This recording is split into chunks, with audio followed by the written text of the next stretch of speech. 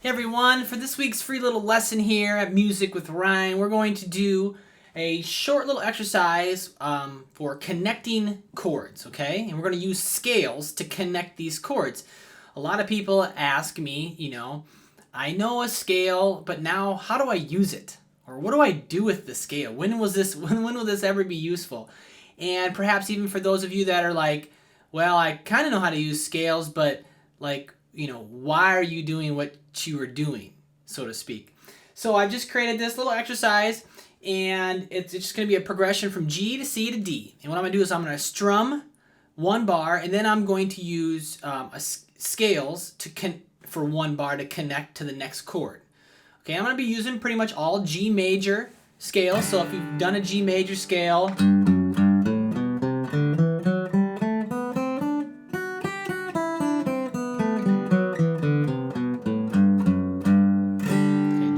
scale in first position. And so, yeah, one measure of strum, one measure of connecting or using scales to connect. And I've got the first time here written out. I got it all tabbed out for you so you have an actual example to work from. And then I'm going to be doing a little improvising here as well, just kind of off the cuff. So here it is.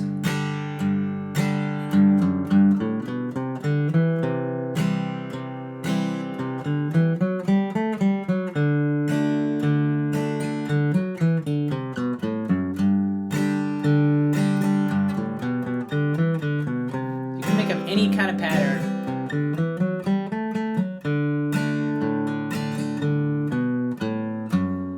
It doesn't have to be all eighth notes either. It can, like I did quarter notes there that whole time. So if you know your G major scale, it's of course important. I'm not trying to develop anything like crazy musical lines, some earth-shattering, musical statement here. I'm really just trying to open doors. So if you learn the scale and you're like, well, how do I use it? Well, this is a great way. Like, strum for a measure and then see if you can play consecutive eighth notes into the C chord. And for those of you that are a little bit more advanced, think about the scale, the way the notes sound like it's leading your ear to the next change. Like you can almost feel the resolution coming throughout the line. Okay, that would be like the next little step. Because then you're starting to get more musical and think about, this is certainly beginning steps to improvising, to using the scale within a chord progression. These are beginning steps. So we're just trying to open doors here.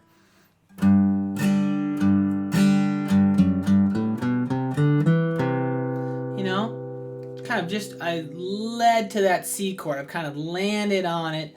And a lot of times I'm landing on the bass note of the chord.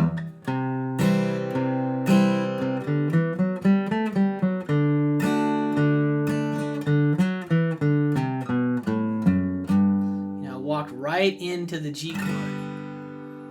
So I've got that version there tabbed out. You can download it on the site here. So again, trying to open doors, taking that scale and connecting the chords, and of course, one big, one component or one aspect is you really want to make sure you're keeping the tempo, right? You want to have a sense of this pulse. So it might be a challenge.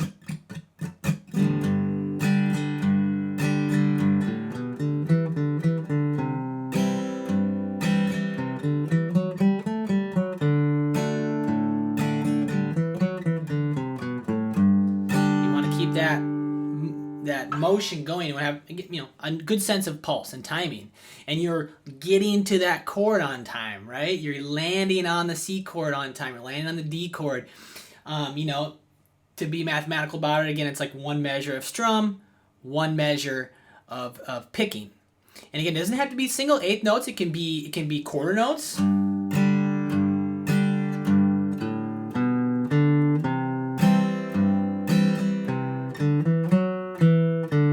Mix it up. You kind of combine. So you get to kind of, again, improvise, and you're trying to open doors within your improvising, thinking about, okay, how do I get to the next chord on time? What are my note choices? And again, this is becoming aware of your fretboard, and this is going to be just, a little exercise, a snippet within the course I'm going to be coming out with in 2017, hopefully end of January, beginning of February. And it's called, I'm going to call it fretboard awareness. And that's, again, an exercise. That's what we're trying to do. We're trying to get aware of the fretboard. How do I use the scales? Exercises to practice, opening doors for improvising, understanding my fretboard, become a better musician. Okay?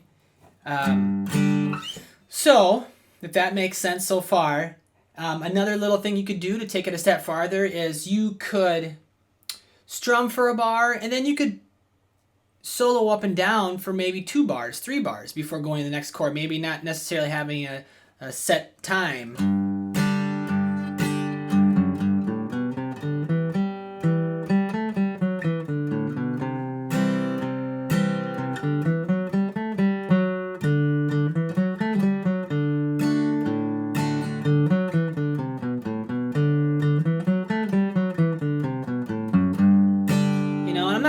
Not doing anything fancy or super musical. It's not the point. That's not the point. I'm trying to get around the scale, keep good timing, getting comfortable with down up picking, perhaps creating a somewhat of a phrase even, and then landing back on a chord, strumming in time. You know what I mean?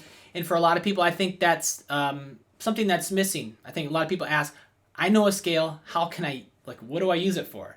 Or what are the beginning steps to improvise? And I feel like this is certainly a great, simple but powerful little tool. If you want to improvise and you know some scales, just do what I did. And I'm going to have it for more keys and more progressions in the course. So I'm going to have tons of different examples. And this is just one for G. We could do all G minor scales and use this. We could do one really big challenge is doing it all closed.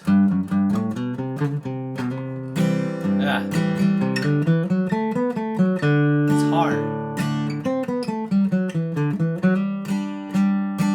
You know what I mean? That's more of a challenge, and I have to practice that a little bit. But for now, use what's written. Just gonna be a short little lesson, I think. I just want you to kind of get your mind thinking about using scales to connect chords, beginning to improvise, using, again, just the G major scale, and keeping time while you do it. Of course, that's number one, actually, is probably just keeping time.